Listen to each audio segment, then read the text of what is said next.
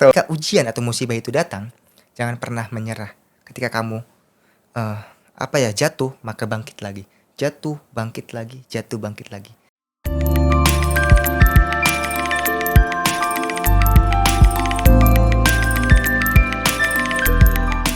Assalamualaikum warahmatullahi wabarakatuh. Halo Hasanuddin Muda, kembali lagi di podcast Sikap Sarana Informasi Kampus UIN Sultan Maulana Hasanuddin Banten. Bersama saya Halwa Hudatul Jannah sebagai host pada podcast kali ini. Oke teman-teman, di episode kali ini kita sudah kedatangan mahasiswa yang sangat inspiratif, yang mana beliau ini mendapatkan juara 1 pada lomba mendongeng PIAUD di tingkat nasional pada tahun ini. Nah, pasti kita gak sabar kan buat gimana sih perjalanan beliau ini sampai di titik ini, yaitu mendapatkan juara 1 nasional ini. Langsung saja kita sapa kepada narasumber kita kali ini. Halo kakak. Halo Kak. Dengan kakak siapa nih Kak? Boleh kenalan? Izin perkenalkan diri, nama saya Yadi Cahyadi, sering dipanggil Kak Cahyadi. Oke Kak Cahyadi. Nah, tapi kakak tidak sendirian. Wah, ajak siapa tuh Kak? Kakak mengajak satu teman kakak yang ikut andil dalam kejuaraan tersebut. Namanya tidak lain dan tidak bukan adalah Owi. Nah, Owi. Owi. Wah. Ayo. Halo semuanya. Tuh. Halo Owi. Oh iya Kak, langsung aja nih kayak kita kan mau sharing-sharing nih pengalaman kakak. Boleh gak sih Kak ceritain sedikit tentang diri Kak Cahyadi dan bagaimana sih kakak bisa memilih atau memilih dunia dongeng ini nih Kak? Oke. Saya itu berawal dari di rumah di bulan Agustus 2023. Nah, di situ masih libur kuliah di semester genap. Nah, di rumah saya awalnya membuka les. Lalu anak-anak melihat boneka, cuma bonekanya bukan yang ini, tapi boneka yang kecil. Nah, yang seharga 25.000. Nah, di situ anak-anak pada rebutan untuk mengambil boneka tersebut. Saya berinisiatif untuk berdongeng di depan anak-anak, mencoba berdongeng di depan anak-anak. Setelah itu saya berdongeng, ternyata disitulah semangat saya mencuat. Saya mencoba berdongeng, anak-anak ternyata excited dan bersemangat untuk mendengar tersebut. Oke, lalu di bulan Oktober kebetulan ada yang namanya pelatihan bersama guru saya, yaitu Bunda Susilawati namanya. Beliau itu dosen dari Universitas Bina Bangsa atau Uniba. Nah, saya ikut. Lalu tidak lama kemudian ada lomba di UIN IAIN Syekh Abdurrahman Siddiq, Bangka Belitung. Di situ tiba-tiba saya dibangunkan tidur oleh Bu Susi gitu kan. Dibangunkan tidur oleh Ibu Susi, disuruh ikut lomba. Padahal lombanya itu dekat sekali dan mepet deadline-nya mepet. Persiapannya itu ya. Iya, persiapannya itu. Lalu ya kalau saya menolak pasti Bu Susi bakal tidak percaya lagi dengan saya. Tapi kalau saya menerima, mungkin kalau saya kalah, beliau akan kecewa. Lalu saya konsultasi, Ibu, jika saya kalah, apakah Ibu akan kecewa kepada saya? Beliau menjawab, saya tidak akan kecewa kepadamu. Bahwasanya kamu itu baru pertama kali dan baru mencoba saja. Di situ saya ikut ke Bangka Belitung bersama beliau dengan tekad yang tinggi, akan tetapi harapan yang paling rendah, gitu kan. Saya tidak berharap juara, akan tetapi saya berharap pengalaman. Alhamdulillah di hari Kamis saya ikut lomba. Di hari Kamis duhur itu ada pengumuman. Saya sengaja tidak ingin pulang terlebih dahulu. Karena apa? Saya ingin ngobrol-ngobrol bersama teman-teman atau peserta yang lainnya gitu kan. Ternyata di situ Allah berkehendak lain. Juara 3 Masya nasional. Allah. Juara 3 nasional. Modal nekat, Nah, terus juga modal persiapan kurang. juara Siapa ti- sangka juara siapa ya. Masya sangka. Allah. Di situ saya sangat apa ya, haus terhadap lomba. Awal banget itu haus terhadap lomba. Nah, itu kan udah ujung ya. Iya. Nah, ikut lagi di rumah sendiri. Akan tetapi belum rezeki. Gitu. Terus di tahun 2025 itu beruntun secara 1 minggu secara beruntun, alhamdulillah saya ikut di Palembang UIN Raden Patah, alhamdulillah juara 3 juga, dan di sini juara 2. Berarti sebenarnya dari kita mau nyoba gitu tuh ya. Kan Betul. kita nggak bakal tahu ya kalau misalnya coba kalau nggak nyoba nanti nyesel kan kadang. Betul. Berawal dari coba-coba gitu kan. Tertarik Tertarik dan sampai sekarang. bahkan sampai sekarang Masya Allah. Betul. Oh ya, tadi kan terus Kak, gimana sih Kak kan yang tadi kan persiapannya singkat ya yang awal itu. Nah, untuk lomba-lomba selanjutnya nih, kira-kira persiapan yang biasa Kakak lakukan itu apa sebelum lomba? Oke.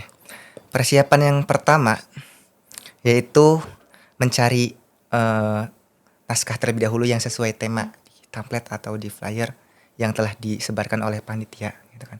Saya mencari dan mencoba itu pun tidak 1 minggu, akan tetapi hampir 2 bulan. Betul, hampir 2 bulan saya mencoba mencari, memikirkan naskah yang cocok untuk tema tersebut gitu. Saya buat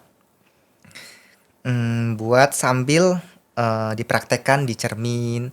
Bahkan yang paling aneh, saya mencoba bukan kepada orang, akan tetapi kepada hewan. Di rumah itu ada bebek. Saya mencoba saya mencoba di bebek. Setiap hari di situ. Bahkan Uma itu mamah ya, panggil saya Uma. Kok sampai heran gitu. Jadi kamu kenapa gitu? Kamu kenapa sampai kayak gitu di depan bebek? Dikira yang Dikira aneh-aneh. Saya ikut lomba lagi ya. Ya udah, doa yang terbaik. Lalu mencoba lagi persiapan kepada teman-teman les, ke orang tua, terus ke cermin lagi. Tiap hari saya coba gitu. Alhamdulillah dari ekspresinya, terus dari intonasinya, suara nadanya ya, Kak. itu harus bervariasi lah gitu. Jadi nggak singkat gitu. Untuk yang sekarang jujur nggak singkat, bahkan sampai 2 bulan itu. Kayak jujur nggak sanggup dan bisa dibilang belum siap juga. Tapi mau gimana lagi gitu kan, udah waktunya. Wah, keren. Terus Kak, tantangan terbesar Kakak nih apa sih Kak? Kan tadi kan persiapan kata Kakak 2 bulan. Betul. Nah, kalau misalnya pas lagi lomba nih, tantangannya apa Kak di depan penonton tuh sama juri-juri. Nah, itu gimana tuh Kak? Itu tantangan, aduh ya Allah. Itu mengasah mental banget. Itu mental yang berbicara, jujur. Mental yang berbicara. Tantangan terbesar aku di hadapan juri-juri, para penonton, aku mencoba tegar di hadapan mereka, mencoba mengendalikan pikiran saya agar fokus terhadap tema, terus penyampaian saya agar bisa sampai kepada mereka gitu kan. Dan juga terkadang orang-orang yang menyampaikan itu kurang menarik gitu kan. Tapi saya mencoba untuk menarik perhatian mereka. Dengan cara apa? Dengan cara yang pertama bernyanyi. Jadi saya ngajak teman-teman, audiens, juri itu bernyanyi terlebih dahulu. Bernyanyi yang mereka hafal, kayak bernyanyi Aku Sayang Ibu, terus Pelangi-Pelangi, dan juga berkenalan sama temannya itu Owi itu. Itu kan berarti termasuknya kayak Kakak tuh berusaha menghidupkan karakter ya. Betul. Pas lagi tampil lomba. Nah, coba Kak boleh kali ya. Boleh. Oke. Spill ya. Aku spill nih.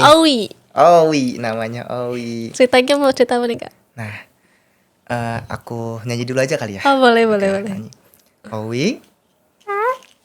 Nah, sekarang kita berada di mana? Podcast. Kak. Itu siapa?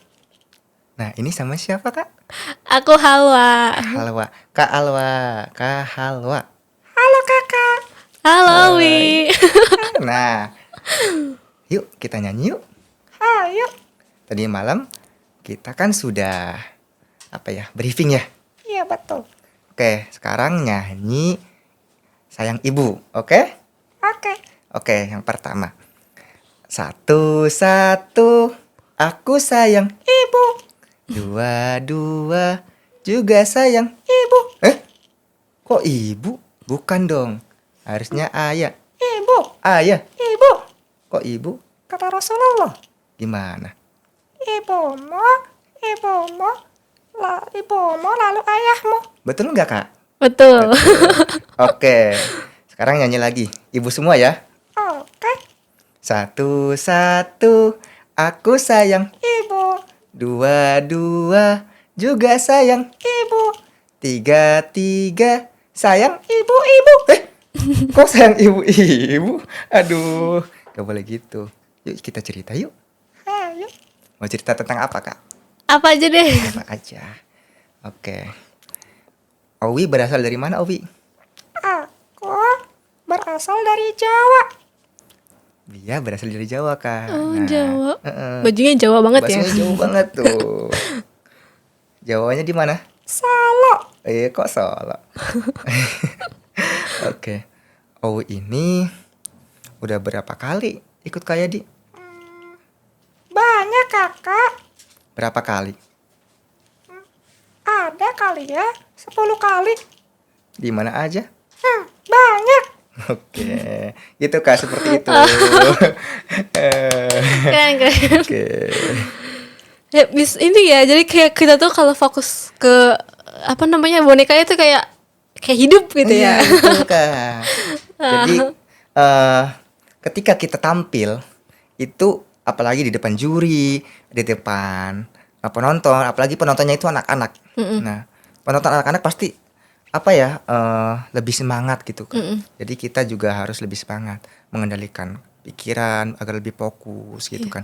Jadi gimana caranya intonasi ini juga harus bervariasi dan juga harus serasi lah gitu. Misal ini Owi dan ini satu lagi ada boneka. Jadi harus berbeda cara ngomongnya gitu. Dan, ya intinya itu mental yang berbicara. Keren. Apalagi kan kalau ditampilin di depan anak-anak kan anak-anak ada yang lagi mungkin bete gitu Iya, kan, betul. moodnya lagi sedih. Terus kan kalau kita lagi tampilin dongeng nih, terus anak-anaknya kayak seneng gitu, happy. Jadi kan kita ngebawa gitu tuh ya, Iya betul. enjoying gitu ya. Betul. Dan juga ketika di acara juga aku tuh ngajak salah satu orang yang kira aku itu lagi emang gak semangat gitu. Ketika di audiens aku mengajak satu orang laki-laki, anak-anak kira-kira usianya 5 tahun lah ya. Nah, di situ aku mengajak dia untuk bersemangat untuk ngobrol dengan Owi gitu kan. Karena durasi waktunya itu ya lumayan lah gitu kan. Ngobrol dengan yang namanya Rasya namanya. Nah, Rasya namanya. Saya ngobrol dengan Rasya, lalu diajaklah ngobrol. Dia lalu berceria kembali, semangat kembali, ketawa kembali gitu kan. Dan ketika dia duduk, dia pun cerita kepada teman-temannya, aku udah ngobrol tahu sama Owi gitu kan, seru tahu. Gitu kan. Udah di situ mentalku bersemangat kembali gitu kan.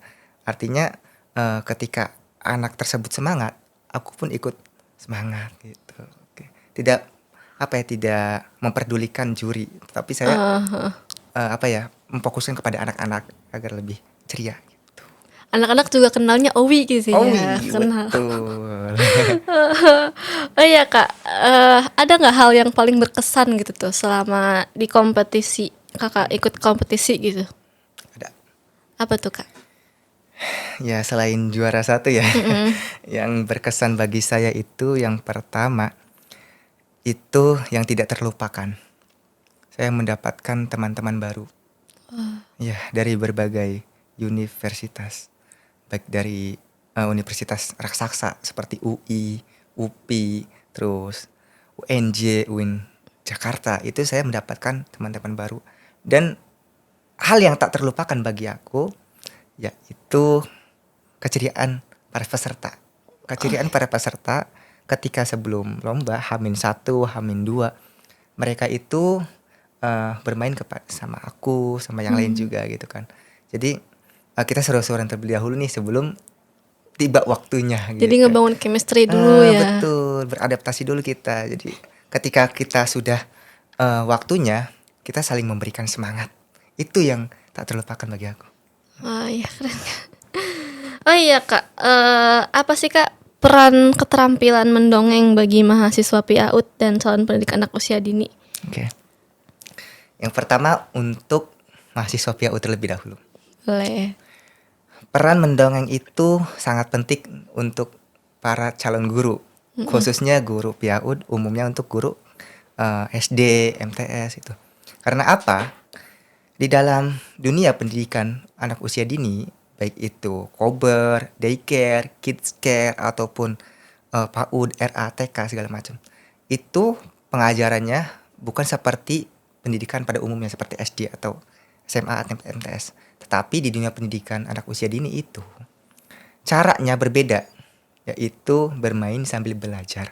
Nah, bermain sambil belajar ini di sini saya menemukan cara yaitu mendongeng. Mendongeng itu bukan hanya sekadar mendongeng. Mungkin bagi teman-teman mendongeng itu hal biasa gitu.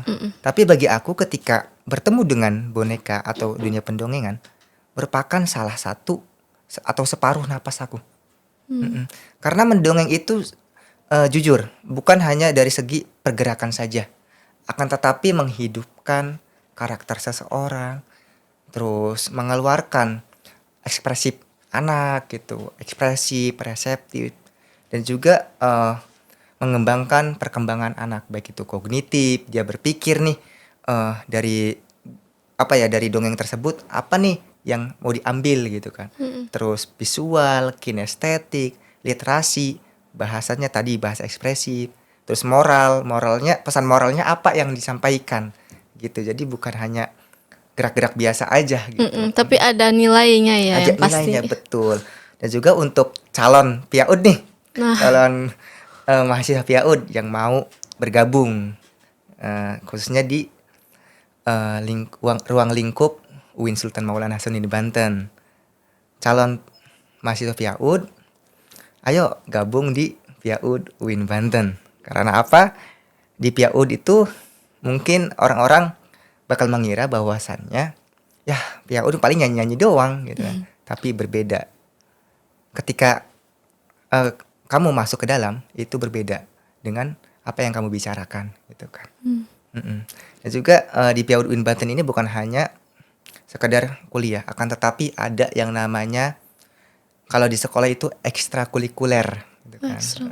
Aku ikut ekstrakurikuler di mendongeng. Ada juga di micro teaching, di seni seperti gitar, hadroh, terus piano, angklung, terus juga puisi, terus juga public speaking seperti MC segala macam itu. Itu di PIAUD sudah tersedia, fasilitasnya juga sudah ada, alhamdulillah. Jadi kita tinggal mengembangkan aja. Jadi teman-teman yang mau ikut, yang mau gabung di PIAUD UIN Banten, ayo jangan ragu-ragu dan jangan bimbang gitu. Ya, jangan ragu-ragu. Apalagi laki-laki nih. Ayo laki-laki. Iya. Betul, laki-laki. Biasanya kan laki-laki tuh ngerasa kayak itu lebih ke cewek gitu kan. Betul. Padahal enggak ya. Padahal sosok ayah itu juga perlu dibutuhkan di dalam dunia pendidikan anak gitu kan. Kita sering melihat bahkan mayoritas pendidikan anak usia dini itu fokus pada gender perempuan, ya enggak? Betul. Nah, tetapi di situ salah besar. Kita juga butuh sosok seorang ayah, sosok seorang guru laki-laki kalau di sekolah gitu kan. Karena kita juga harus melengkapi kekurangan daripada seseorang perempuan tersebut. Mungkin kalau seorang perempuan kalau ada muridnya bermain, lari-lari, jadi hey jangan lari-lari nanti jatuh gitu kan. Ada yang manjat, jangan macam-macam nanti jatuh. Kalau laki-laki beda, silahkan lari-lari gitu kan, silahkan lari-lari. Karena kalau laki-laki itu mungkin anak itu mungkin sedang mengeksplor dunianya gitu. Iya, kan. betul ya. Benar, mengeksplor dunianya. Jadi ayo yang laki-laki juga ayo gabung sama PIAUD UIN Banten. Kita ciptakan guru seorang laki-laki di Iya. PIAUD.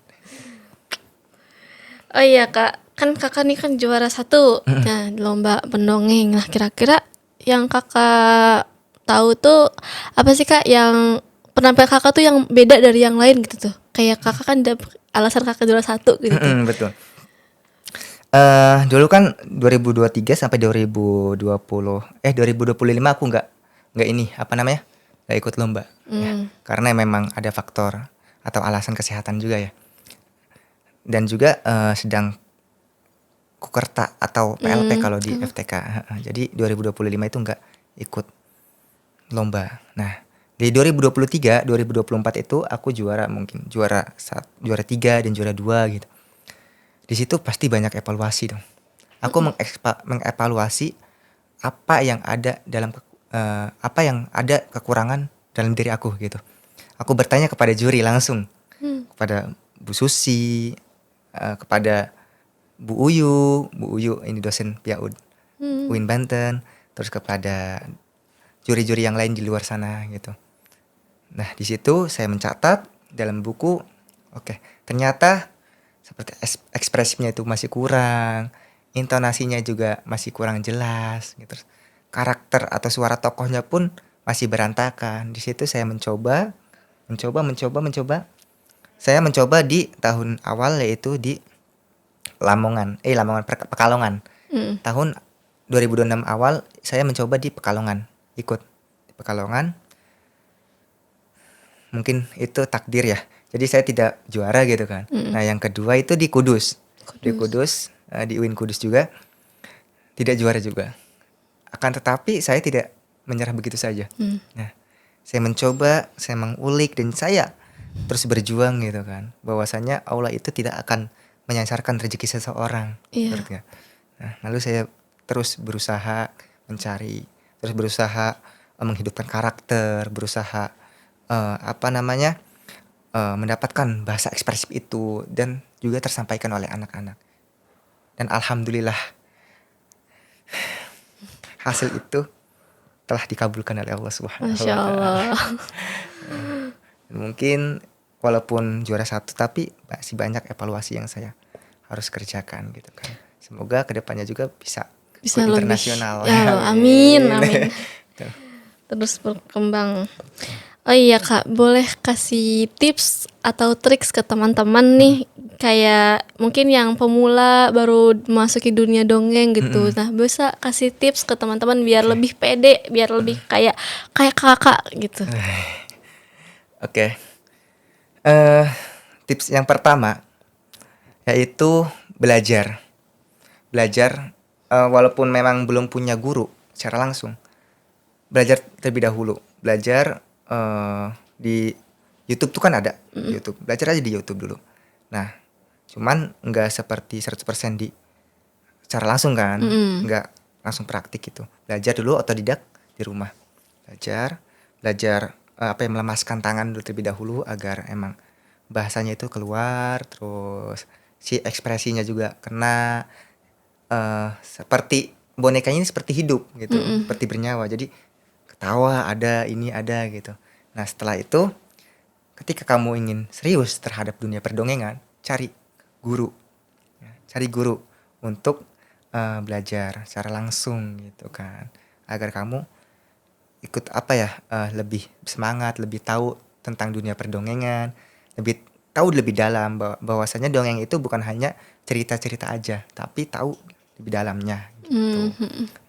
Dan juga setelah itu coba ikut acara-acara, ikut lomba dulu, seperti saya tadi ikut lomba dulu gitu kan, memberanikan terlebih dahulu, Harus nyoba langkah baru baru. lebih maju. Setelah itu mungkin kalau memang takdirnya langsung juara, teman-teman juga langsung haus terhadap lomba tersebut. Ya, kayak apa lagi nih ke depannya gitu. Saya juara 3 nih. Wah, masih juara 3, belum juara 2, belum juara 1 gitu kan. Masih juara 3 nih. Aku ayo belajar lagi lah gitu, belajar lagi ke guru-gurunya gitu, ke gurunya langsung. Kayak ada tuh gurunya, ada Pak Awam Prakoso, Kak Ihan dari Cilegon, foundernya Kampung Inggris di Cilegon. terus ada Kak Ferry Arianto, itu banyak itu. Juga kalau saya gurunya itu Bu Susi gitu. Nah di situ diajarkan nanti. Oh gitu ya Kak. Oh iya, kan Kakak setelah meraih prestasi ini dari Kak Cahyadi, apa harapan dan rencana Kak Cahyadi ini ke depannya dalam mengembangkan kemampuan mendongeng ini? Harapan Kak Cahyadi. Jujur, jujur harapan saya setelah menjuarai lomba mendongeng competition PAUD ini, ya semoga saya yang pertama tidak takabur lah gitu, tidak Iya. sombong kepada orang.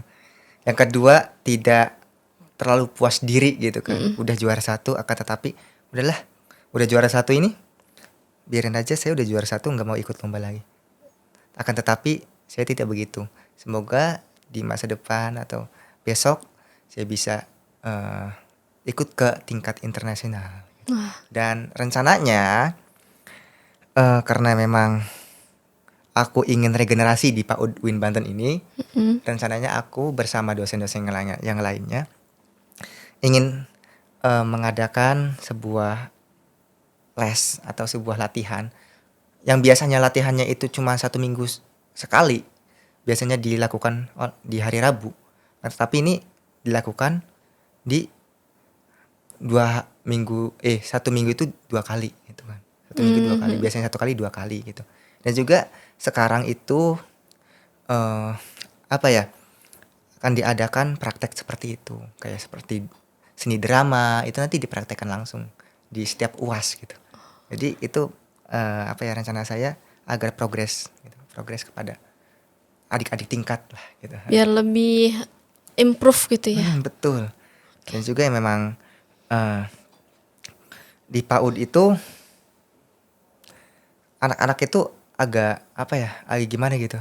Makanya sekarang saya ingin menghidupkan kembali mereka sebagai menghidupkan semangat mereka sebagai mahasiswa PIAUD gitu kan. Bahwasannya PIAUD itu merupakan sebuah contoh utama gitu kan, pondasi utama seorang anak sebelum dia melanjutkan jenjang ke berikutnya gitu kan. Jadilah contoh yang baik gitu kan. Beragamanya ini. Ayo. Makanya aku setiap dosen itu berhalangan hadir. Jadi aku yang hadir ke kelas tersebut. Jadi aku mengajak teman-teman, ayo teman-teman yang belum ikut mendongeng atau ikut latihan yang lainnya, ayo ikut. Biar kamu itu menemukan bakat gitu kan. Iya. Bukan hanya kuliah pulang mengerjakan tugas. Akan tetapi kamu juga ini di sini tempat kamu menunjukkan bakat kamu dan juga menunjukkan semua taring-taring kamu gitu tuh. Unjuk taring lah gitu kalau bahasanya. Oh iya Kak, ini udah habis nih waktunya. Nggak kerasa banget. Gak kerasa. Mungkin Kak sebelum podcast ini ditutup atau podcast ini selesai, boleh Kakak kasih closing statement mungkin atau enggak motivasi buat Oke. teman-teman. Aku ada motivasi buat teman-teman dan aku pernah membaca dari pesan dari sang proklamator, yaitu Bapak Insinyur Soekarno. Beliau itu pernah berpesan bahwasannya ketika kamu ingin mendapatkan mutiara, maka kamu harus menyelam ke dalam lautan. Ke dalam lautan yang dalam maksudnya gitu. Nah, artinya apa? Di dalam kehidupan ini tidak ada kehidupan yang instan. Ketika kita berproses, tidak ada hasil yang langsung memuaskan begitu saja gitu kan. Ketika kita berproses, pasti ada yang namanya rintangan. Rintangan baik itu ujian, musibah, segala macam, itu pasti ada.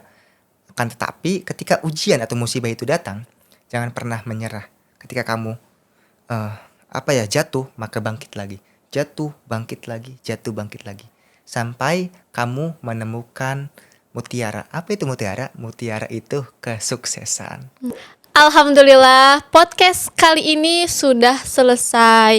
Dan semoga podcast episode kali ini bisa membawakan manfaat bagi diri kita dan juga bisa memotivasi diri kita juga. Kata Kak Cahyadi kan harus dicoba hal-hal baru dan juga tidak mudah menyerah ya. Mungkin itu saja. Kurang dan lebihnya ataupun ada salah kata mohon dimaafkan. Wassalamualaikum warahmatullahi wabarakatuh.